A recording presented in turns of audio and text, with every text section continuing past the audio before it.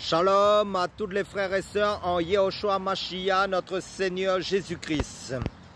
Je suis le frère Ciel de l'île de la Réunion. Je suis docteur enseignant de la parole de Dieu en Yehoshua Mashiach, notre Seigneur Jésus-Christ. Salutations à tous ceux qui sont en Europe, qui sont en Asie, qui sont au Moyen-Orient, que ce soit ceux qui sont au Congo-Kinshasa, que ce soit en Amérique du Nord, que ce soit à New York, que ce soit au Brésil, au Mexique, en Italie, que ce soit en Roumanie, en Yougoslavie. Salutations à tous et bienvenue aussi à toutes les nouvelles personnes qui se connecteront pour la première fois sur ma chaîne. Et si j'ai oublié de mentionner votre pays et que vous vous trouvez sur ma chaîne, soyez les bienvenus. Sentez-vous à l'aise, sentez-vous chez vous sur ma chaîne. Sur ma chaîne, pour introduire, comme j'ai l'habitude de le dire, nous faisons que parler du Seigneur Jésus-Christ, notre Seigneur Yehoshua Mashiach, pour faire connaître notre Dieu, le Seigneur Jésus-Christ, notre Seigneur Yehoshua Mashiach. Pour consolider, pour fortifier, pour fonder les frères en Jésus-Christ, pour maintenir les frères éveillés spirituellement en Jésus-Christ, et pour semer la parole de Dieu dans la vie des âmes qui n'auraient pas encore entendu la bonne nouvelle de l'évangile de Jésus-Christ. Parce que la parole de Dieu nous dit, si tu crois dans ton cœur que Jésus-Christ est ressuscité, si tu confesses de ta bouche que Jésus-Christ est ressuscité, et si tu crois dans ton cœur qu'il est ressuscité, tu seras sauvé. Amen. Alléluia. Donc, parce que la Bible nous dit car Dieu a tant aimé le monde qu'il a donné son Fils unique Jésus-Christ afin que quiconque croit en lui ne périsse point en enfer mais qu'il ait la vie éternelle. Amen. Alléluia. Donc je vais prendre deux passages dans la Bible qui nous dit en Christ habite corporellement toute la plénitude de la divinité.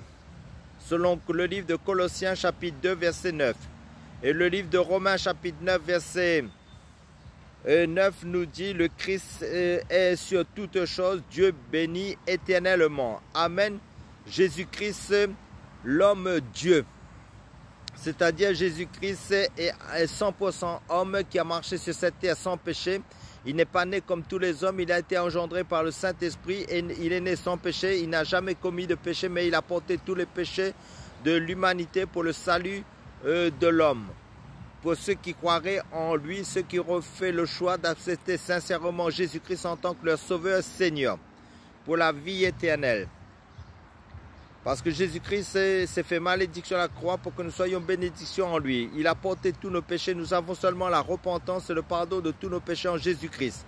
Ça veut dire que si tu te repens, tu détournes de tes mauvaises voies, de tout ce qui ne te glorifie pas Dieu dans ta vie, tu renonces, tu te dépouilles, tu meurs à toi-même dans toutes les choses des ténèbres. C'est pour ça que beaucoup ne veulent pas accepter Jésus-Christ, ne veulent pas aussi venir à Jésus-Christ parce qu'ils veulent continuer dans le mal, dans le péché, dans les mauvaises œuvres qui déplaisent à Dieu. Donc, si tu te repens, ça veut dire que tu meurs à toi-même dans les œuvres des ténèbres, ça veut dire tout ce qui est mal, qui ne glorifie pas le Seigneur dans ta vie et que tu acceptes le Seigneur Jésus-Christ et tu marches dans le bien. Parce qu'il dit ceux qui auront fait le bien ressusciteront pour la vie et ceux qui auront fait le mal ressusciteront pour le jugement. Donc, ça c'est pour les âmes qui n'ont pas encore accepté Jésus-Christ. D'accepter Jésus-Christ, c'est changer de voie, changer de chemin, de sortir du mal, de sortir de l'addiction, sortir de la masturbation, sortir des querelles, sortir de la haine, sortir de la dilafée, sortir, mourir à toutes ces choses-là, les œuvres de la chair aussi. Parce que sans la sanctification, la paix, personne ne verra le Seigneur. Donc il faut vivre en fonction de ce que la parole de Dieu dit dans la parole de Dieu. Parce que nous suivons les traces de Christ, car Jésus-Christ est le modèle par excellence, c'est lui le chemin, la vérité et la vie. Amen. Alléluia. Donc, comme j'ai donné deux passages que Jésus-Christ est à la fois 100% homme et 100% Dieu, les évangiles démontrent que la divinité de Jésus-Christ, il est le maître de la nature. Simon-Pierre a péché, ça veut dire il était pêcheur de poissons. Il a pêché en vain toute la nuit. Mais sur l'ordre de Jésus, les filets se remplissent de poissons en plein jour. Selon l'évangile de Luc chapitre 3, versets 3 à 6. Jésus commande au vent et à la mer, ils obéissent instantanément selon Marc chapitre 4 verset 41. Il connaît tous ceux qu'il rencontre.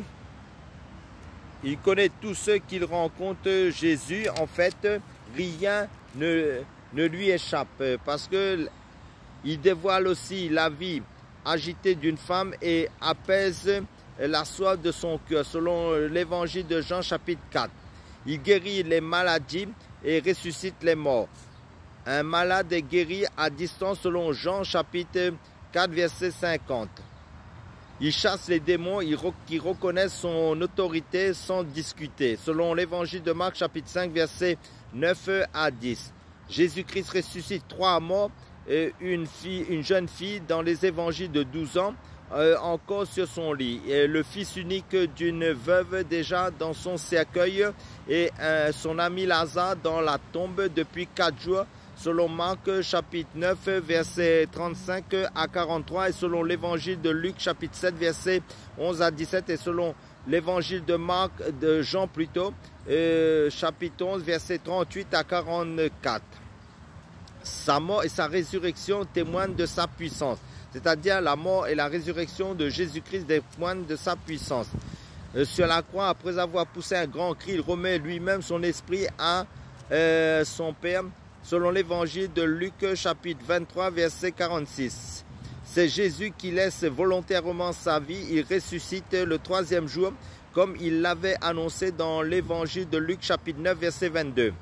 Dieu fait homme, c'est-à-dire Jésus-Christ fait homme d'état d'esprit, Dieu s'est fait chair, c'est-à-dire Jésus-Christ d'état d'esprit, parce que le Seigneur l'Esprit s'est fait chair. Dieu s'est auto-missionné pour nous sauver, nous qui étions perdus. Sublime révélation des évangiles, Jésus est devenu homme pour porter nos péchés devant Dieu, c'est-à-dire devant lui-même, et mourir.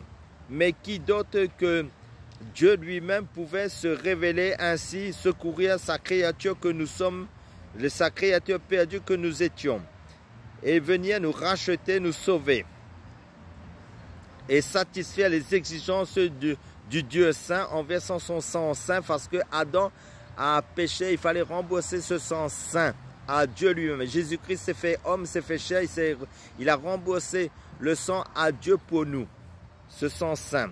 Amen, alléluia. Car la Bible nous dit que, en fait, que Jésus-Christ est Dieu. Car nous savons aussi que le Fils de Dieu est venu et qui nous a donné l'intelligence pour connaître le véritable. Et nous sommes dans le véritable en son Fils.